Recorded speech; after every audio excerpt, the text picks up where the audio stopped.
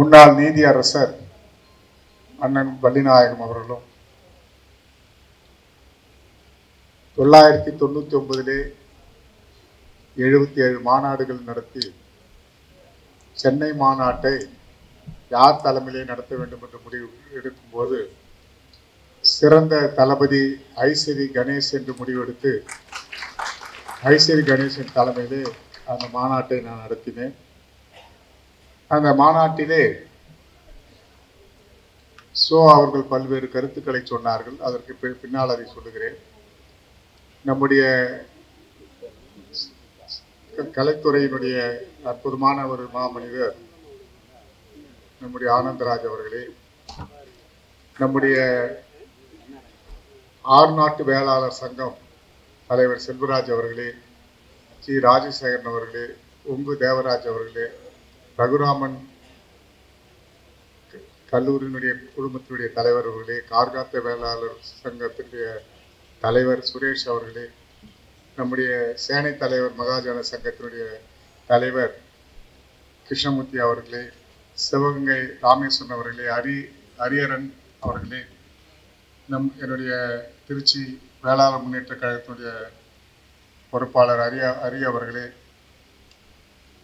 தனவேல் பாண்டியன் அவர்களே, கார்காத்த வேளாளர் சங்கத்தினுடைய தலைவர் எம் பாலசுப்ரமணியம் அவர்களே, அமைப்பு செயல் தலைவர் ரவிக்குமார் அவர்களே, 3 முறை சட்டமன்ற உறுப்பினராக பணியாற்றி நம்முடைய சமுதாயத்திற்காக இணைந்திருக்கின்ற டாக்டர் சமரசம் அவர்களே, நம்முடைய பழனி அனைத்து மொழியார் சங்க பேரவை, கலா பாண்டியன் தேனி மாவட்டம், நுங்கை மணிமுதலியார், தேவநாதன் புதுச்சேரி, ரஜினி தர்மராஜ், கார்த்திகேயன், ராதாகிருஷ்ணன் திருச்சி, நம்முடைய பொன் முருகேஷ், ஏடி கேசவன், கே மோகன் காரைக்கால், ஜோதி உமாபதி கர்ணிகர் சபை, தமிழ்நாடு தொண்டை மண்டல வேளாளர் வி.கே. குமரேசன், சி.ஏ. முத்துக்குமார், சி.ஏ. வெங்கடமணி, தேவகி வேணுகோபால், சி.ஆர். தேவிகா, எம்.ஆர்.எம். முத்து, கிருஷ்ணபிள்ளை, வாசுதேவ முதலியார், பொன்னேரி ஜானகிராமன், இதற்கெல்லாம் மூல காரணமாக இருந்து இந்த அமைப்பிற்கு ஒரு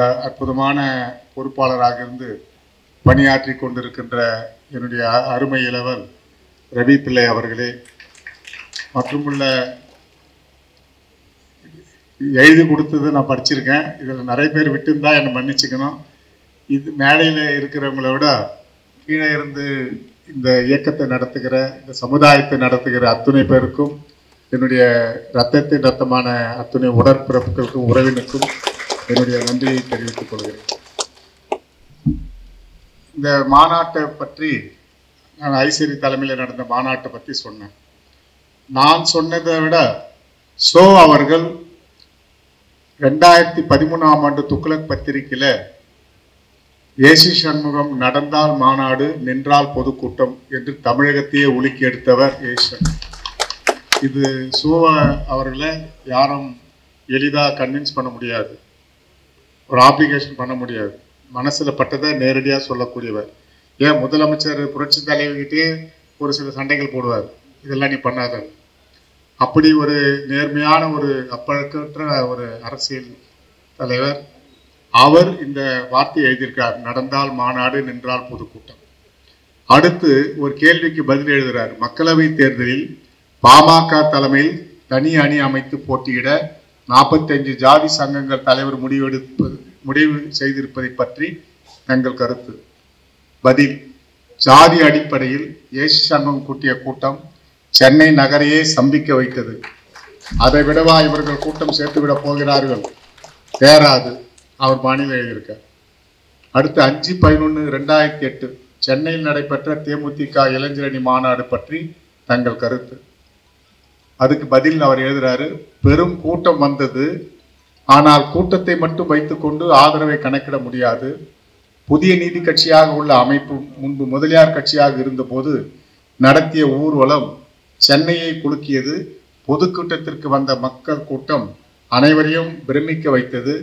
அவராலே முடியவில்லை. இது சோவனுடைய தன்னுடைய கருத்துக்கள். 77 மாநாடுகள் நடத்தணும். கடையநல்லூர் நம்ம சேனை தலைவர்கள் அதை நடத்தினாங்க, அம்பாசமுத்திரம் நடத்தினாங்க. அதுபோல் சிவகாசி மாநாடு, அதுபோல் 77 மாநாடுகள், சங்கரன் கோயில் மாநாடு. சங்கரன் கோயில் மாநாட்டில் ஒரு தொகுதி மாநாடு, அதெல்லாம் 70,000 பேர் உட்கார்ந்தாங்க. அலை மாதிரி இருந்தது மக்கள் வெள்ளம். அப்படிப்பட்ட மாநாடு. சென்னை மாநாடு இந்தியாவை திரும்பி பார்க்க வைத்தது. ஆனால் ஒரு அரசியல் சூழ்நிலையால், அரசியல் செல்வந்தர்களால் அந்த வாய்ப்பை, மிகப்பெரிய வாய்ப்பை நாம் இழந்து விட்டோம். ஐஸ்வர்யா அவர்கள் அதுதான் சுட்டிக்காட்டி சொன்னார்கள். அன்று நாம் யாரை நினைக்கிறோமோ அவர்கள் ஆட்சிக்கு வந்திருக்க முடியும். ஆனால் அந்த சூழ்நிலை அன்றைய தினம் தவறிவிட்டது. பரவாயில்லை, 26 வருடம் போராடி ஒரு புதிய நீதி கட்சி என்னால் துவங்கப்படவில்லை. வெளிப்படையாக எல்லா தலைவரும் இருக்கீங்க சொல்றார். அகில இந்திய துளு வேளாளர் மாநாட்டில் நான், கூப்பா பழனியப்பன் முன்னாள் எம்எல்ஏ, ஐஸ்வரி கணேஷ் 3 பேரும் காஞ்சிபுரம் மாநாட்டுக்கு போயிருக்கோம். சிறப்பு விருந்தினராக தான். அங்கே எல்லா சாதிக்கும் சமுதாயத்துக்கும் அரசியல் கட்சி இருக்கு, இவ்வளவு பெரிய வெள்ளாளர் கூட்டத்துக்கு ஒரு அரசியல் கட்சி வேணும்னு சொல்லி தீர்மானம் போட்டு அதை ஏசி சண்முகம் நடத்தணும். பொதுச் செயலாளர்களா கூப்பா பழனியப்பனும் நம்முடைய ஐஸ்வரி கணேசனும் இருந்து வழி நடத்தணும்னு சொன்னாங்க. முதல் மாநாடு குடியாத்தம், தொடர்ந்து சென்னை மாநாடு. ஆகவே ஒரு நம்முடைய சமுதாயத்தால் ஆரம்பிக்கப்பட்ட கட்சி புதிய நீதி கட்சியை தவிர அது நாங்கள் நினைத்து அது ஆரம்பிக்கவில்லை. அதைத்தான் நம்முடைய தளபதி அரிய அவர்கள் சொன்னார்கள். புதிய நீதி கட்சியை வலுப்படுத்துங்கள், அதில் 10 சீட்டு வாங்கி 10 எம்எல்ஏ போகணும். அதை தான் நாங்கள் சொல்லியிருக்கோம். ஒரு திராவிட முன்னேற்ற கழகத்தில் வெற்றி பெற்று போனால் கலைஞர் வாழ்க, தளபதி வாழ்க தான் சொல்ல முடியும். நம்ம இயக்கத்தை பற்றி, நம்ம சமுதாயத்தை பற்றி, நம்ம குறைகளை பற்றி நம்மளால் எடுத்து சொல்ல முடியாது. அதே போல் அதிமுகவில் போனால் புரட்சித் தலைவர் வாழ்க, புரட்சித் தலைவர் வாழ்க தான். ஆனால் வெள்ளாளங்க சட்டமன்றத்திற்கு போனாதான் வெள்ளாளனுடைய பிரச்சனை தீர்க்க முடியும். அதுதான் ஒரு கான்செப்டா எனக்கு முன்னால பேசியவங்க எல்லாரும் பேசினாங்க. எல்லாரும் ஒருங்கிணைத்து வந்திருக்கிறீங்க. கிட்டத்தட்ட ஒரு 80% நம்ம இணைச்சிருக்கிறோம். இன்னும் 20% இணைக்கணும்.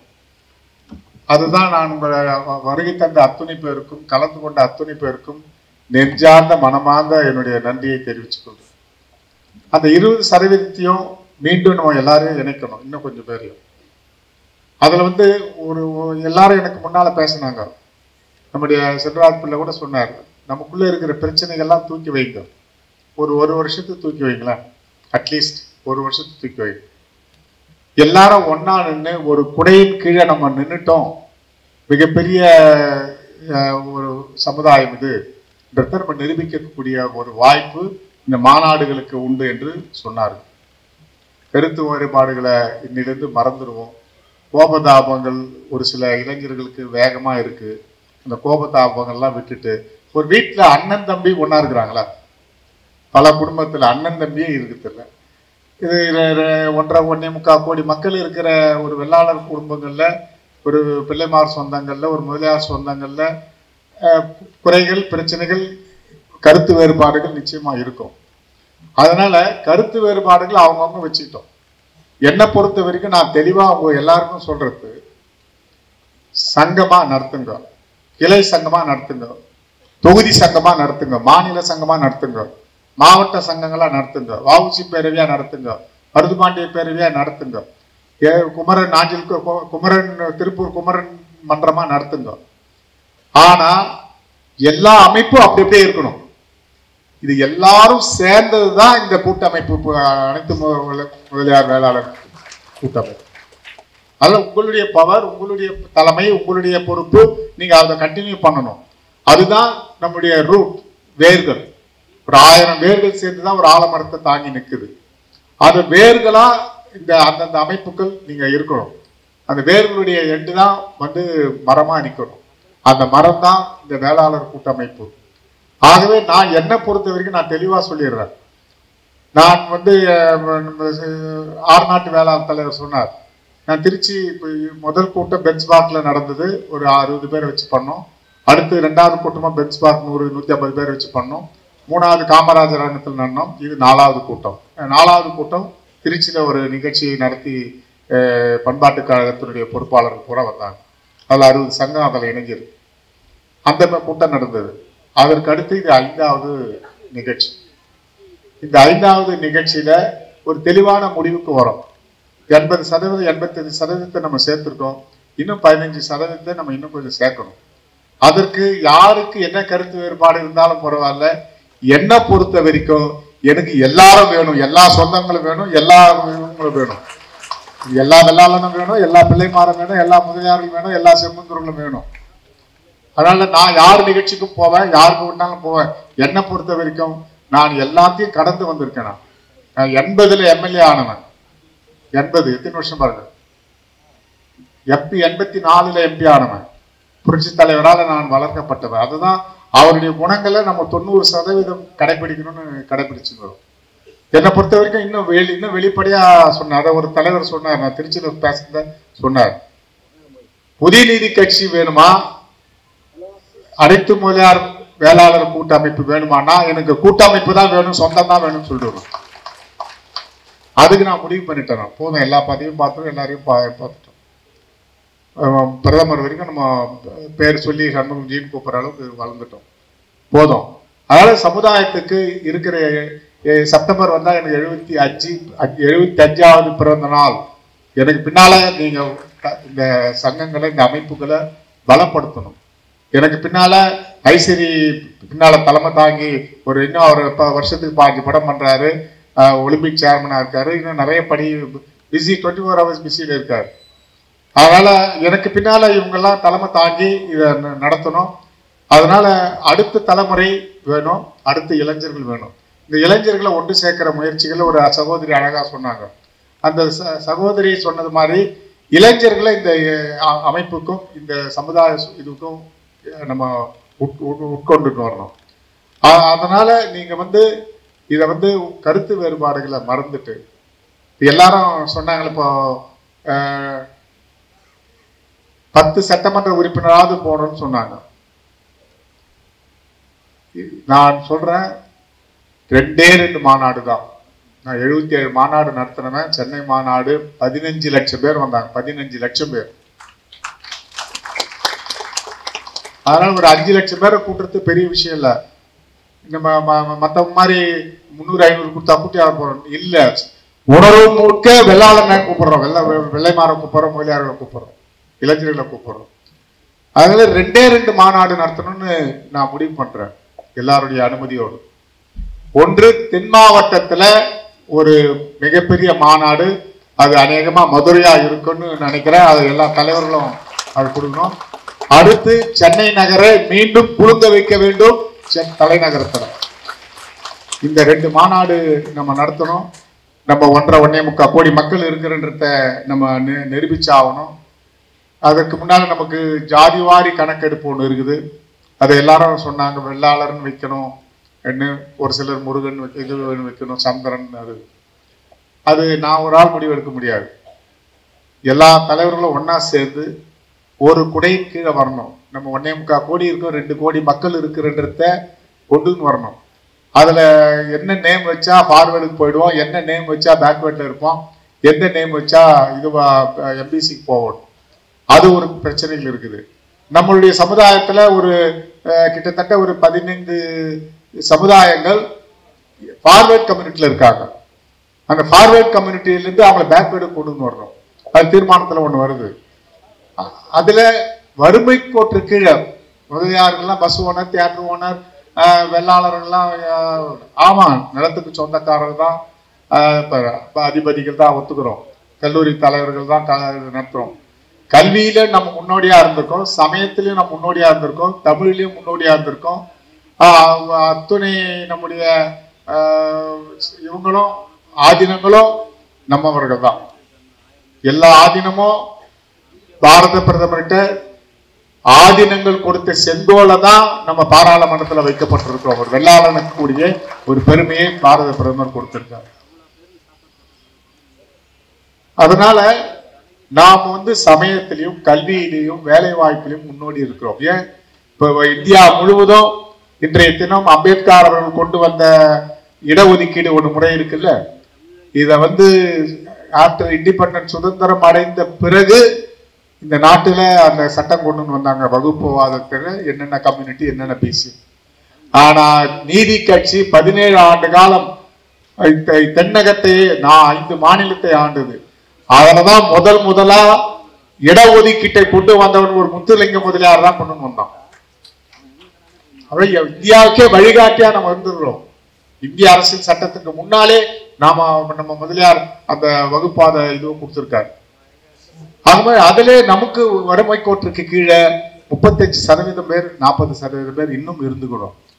நான் ஒரு முறை ரோட்ல போகும்போது எல்லாரும் ஓடியாந்து வண்டி நிறுத்துனாங்க. வண்டி என்ன இவ்வளவு பேர் ஓடியாராங்களே, தார் போட்டுங்கிறாங்க. சரி வண்டி நிறுத்துன்னு என்னான்னு வந்து கை கொடுத்தாங்க. கை கருப்பா இருக்குங்க, இது தாரா இருக்குன்னாங்க. இல்லை என்ன சொல்லுங்கட்டு ஒரு 5000 ரூபாய் கொடுத்து ஆளுக்கு 500 எடுத்துங்கன்னு. பணம் வேணாங்க ஐயா, நாங்கெல்லாம் வந்து ராணிப்பேட்டை NH ரோட்ல தான், நாங்கெல்லாம் வந்து முதலியார்கள் தார் வேலை செய்யறோம்.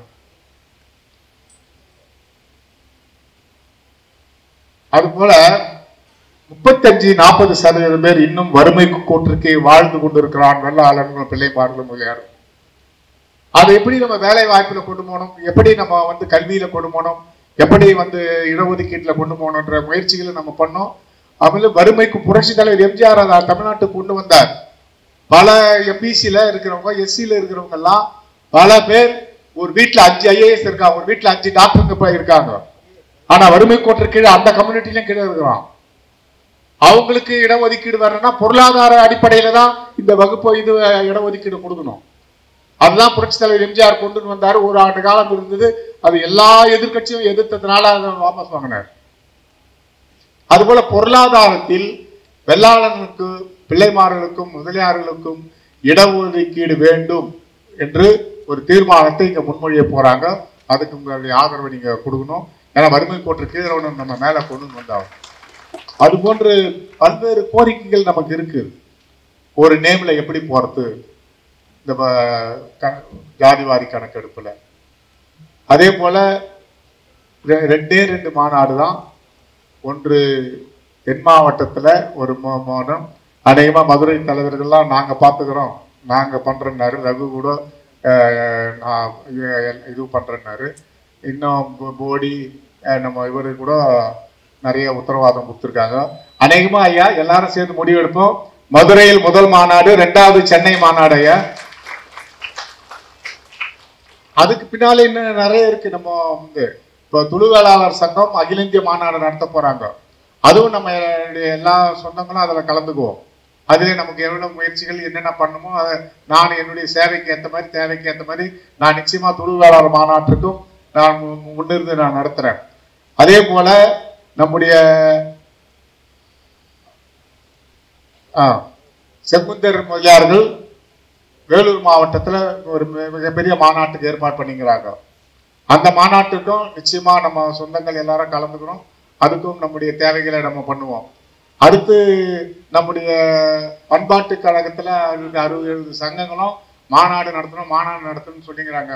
ஐயா நீங்க தயாராகுங்க ஐயா, நாங்க தயாரா இருக்கிறோங்க ஐயா. இங்க சென்னை மாநாடை பத்தி அநேகமா அது ஐஸ்வரி தலைமையில தான் அந்த மாநாடு நடக்கணும். அதுக்கு எல்லாரும் உங்களுடைய ஆதரவு கொடுக்கணும்.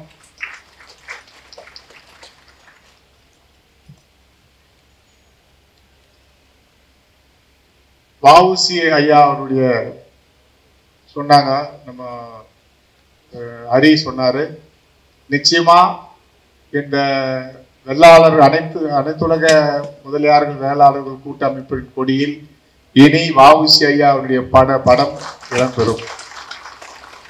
ஏன் அடுத்து புதிய நீதி கட்சியினுடைய கொடியிலேயும் வஉசி ஐயா அவருடைய படம் நிச்சயமாக இருக்கும். ஒரு தகவல் உங்களுக்கு சொல்றேன். நாம நடத்தின மாநாடு 2000 அந்த மாநாடு இப்ப நடத்திருந்தா நம்ம தான் உள்ள கோட்டையில இருந்திருப்போம். ஒன்றும் இல்லை, என்னுடைய அருமை நண்பர் இளைய தளபதி விஜய் ஒரு 1 லட்சத்திலிருந்து ஒரு 1.5 லட்சம் பேரை கூட்டி காமிச்சாரு. ஒரு 10 லட்சம் மாதிரி தெரிஞ்சது. நம்ம நடத்துற மாநாடு குறைந்தது 5 லட்சம் பேர் மதுரையில் இருக்கணும். குறைந்தது 10 லட்சம் பேர் சென்னையில கூடணும். அப்போ நீங்க என்ன சொன்னீங்களோ அது நடக்கும். கூட்டமைப்புக்கே கூப்பிட்டு இந்த புதிய வேளாளர் முதலியார்களுடைய கூட்டமைப்பை கூப்பிட்டே 10 சீட்டு உங்களை தேடி கொடுத்துருவாங்க. அதுக்கும் ஒரு வாய்ப்பு இருக்குது. அதற்கு அடுத்து ஒரு வாய்ப்பு, சரி இவங்க என்ன யார் இந்த கூட்டமைப்பை கூப்பிட்டு கொடுக்குறாங்களோ, யார் புதிய நீதி கட்சியை கூப்பிட்டு கொடுக்குறாங்களோ அது ஒரு பக்கம் இருக்கும். எல்லா கட்சியிலையும் வெள்ளாளம் எங்கெங்க இருக்கா நம்ம தேடுங்கன்னு நம்ம வேட்பாளர்களை நம்ம ஆளுங்க அந்தந்த கட்சியில வந்துருவாங்க மேல. சரி எல்லா வெள்ளாளரும் ஒன்னா இருக்காங்க, எல்லா முதலியாரும் ஒன்னா இருக்காங்க, எல்லா பிள்ளைமாரும் ஒன்னா ஆயிட்டாங்க, எல்லா சிறந்த முதலியாரும் ஒன்னா இருக்காங்க, எல்லாரும் ஒன்னா ஆயிட்டாங்கன்ற முடிவோட அந்தந்த கட்சியில நம்ம ஆளுங்க அங்கங்க இருக்காங்கல்ல, அவங்களுக்கு ஒரு வாய்ப்பு கிடைக்கும். அந்த ஒரு வாய்ப்பும் அதுல நிச்சயமா கிடைக்கும். நான் வ.உ.சி. ஐயாவுடைய பெயரை நம்ம தூத்துக்குடியில அவர் எவ்வளவு சிரமப்பட்டார், எவ்வளவு போராடினார், எப்படி எல்லாம் வாழ்ந்தாருன்றதெல்லாம் இந்திய அரசுக்கும் பிரதமருக்கும் தெரியும். நான் பிரதமரிடம் ஒரு மனு கொடுத்துருக்கேன். வ.உ.சி. ஐயாவுடைய பெயர் தூத்துக்குடி ஏர்போர்ட்டுக்கு சூட்டணும்னு கொடுத்துருக்கேன். அது விரைவில் நிறைவேறும். அதுபோல வ.உ.சி. ஐயாவுடைய சிலை பாராளுமன்ற வளாகத்திலே வைக்க வேண்டும் என்ற ஒரு கோரிக்கையும் நமக்கு இருக்கிறது. அதே போல பல்வேறு பிரச்சனைகள் நாம் சந்திக்க வேண்டிய நிலைமையில இருக்கின்றோம். ஆகவே நாம் எப்படி செயலாக்க வேண்டும், எப்படிப்பட்ட இது வேண்டும் என்பதெல்லாம் நீங்கள் தான் அதை முடிவு செய்ய வேண்டும் என்று இந்த நேரத்தில் சொல்லி, மக்களது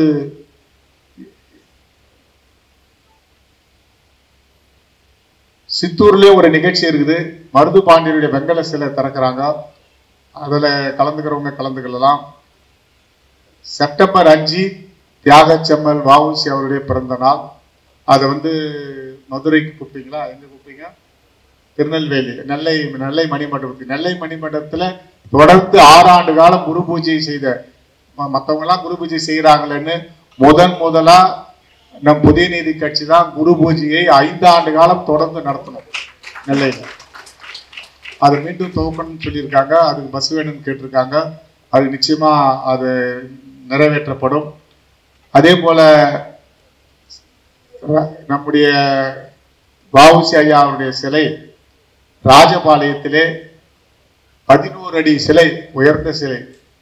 நான் வைத்ததாவது சின்னாலப்பட்டியிலே 6 அடி சிலை, திண்டுக்கல்லிலே 7 அடி சிலை, போடியிலே 8 அடி சிலை,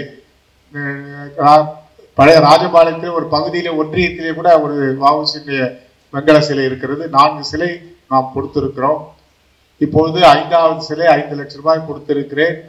7ஆம் தேதி மிகப்பெரிய விழா அங்க நடக்க இருக்கிறது. வ.உ.சி. ஐயாவுடைய சிலை திறப்பு விழா. அந்த சிலை திறப்பு விழாவுக்கு அழைத்திருக்கிறார்கள். அத்துணை சொந்தங்களையும் அன்போடு நான் கேட்கிறேன். தென் மாவட்டத்தில் இருக்கின்றவர்கள், ஏன் வட மாவட்டத்திலே இருந்து கூட இந்த சங்க தலைவர்கள் அந்த ராஜபாளையம் செப்டம்பர் 7ஆம் தேதி நிகழ்ச்சிக்கு வருகை தர வேண்டும் என்று நான் இந்த நேரத்தில் கேட்டுக்கொள்கிறேன். அதே போல டிசம்பரிலே வேலூரிலே செங்குந்தர் மாநாடு நடக்க இருக்கிறது, செங்குந்தர் முதலியார்கள் மாநாடு. அதிலேயும் மிகப்பெரிய நிகழ்ச்சியாக அது வரும். மொத்தத்திலே இந்த 5-6 நிகழ்ச்சிகள் நடந்தால் நம்முடைய புதிய நீதி கட்சியிலே நீங்க சொன்னது போன்று நிச்சயமாக அதை வலுப்படுத்தப்படும். அதை இளைஞர்கள் அதுக்கு நீங்க தலைமை தாங்க வாருங்கள். யார் யாரெல்லாம் அரசியலுக்கு வரணும்னு விரும்புறீங்களோ அது நேரடியா வாங்க. யார் யாரெல்லாம் கூட்டமைப்போடு இருக்கிறோமோ, கூட்டமைப்புல எந்த காரணத்தும் அது தெளிவு பண்ணி சொல்லிடுறேன். கூட்டமைப்புல எந்த காரணத்தும் அரசியல் இருக்காது. அந்த உத்தரவாதத்தை மேடையில் இருக்கிற தலைவர்கள் சொல்றோம். கூட்டமைப்புன்றது ஒன்லி ஃபெடரேஷன், ஒன்லி நம்ம அமைப்பு தான். அது ஒன்லி சமுதாய சங்கங்கள் தான், சொந்த சங்கங்கள் தான். இதையும் அதையும் மெர்ஜ் பண்ண மாட்டோம். ஆனா அண்ணன் தம்பி நம்ம அப்படி வச்சுக்கிறோம். அதனால கூட்டமைப்புக்கே நான் 10 எம்எல்ஏ சீட்டு கேட்கணும்னு முடிவெடுத்திருக்கேன். இந்த மாநாட்டுக்கு பின்னால கூட்டமைப்பிலே 10 சீட்டு கொடு. அது எத்தனையோ காலை தலைவர் இருக்காங்க, எத்தனையோ பேர் உழைச்சவங்க இருக்காங்க, எத்தனையோ பேர் கனவாந்தரங்கள்லாம் இருக்காங்க. அது கூட்டமைப்புக்கே 10 சீட்டு கேட்கணும். புதிய நீதி கட்சிக்கு அது வேற. கூட்டமைப்பை பிரதானப்படுத்தி கொண்டு போய் 10 சீட்டு நம்ம வாங்கணும்.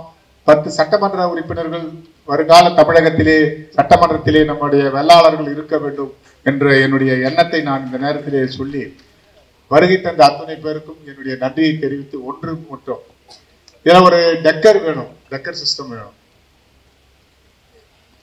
அந்த இது கூட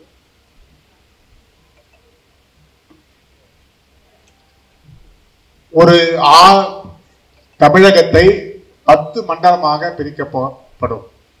அந்த 10 மண்டலத்திலே 4-5 மாவட்டங்கள் அதிலே இணையும். 38 மாவட்டங்கள்ல 10 பகுதியிலே அதை கொண்டு வரும்.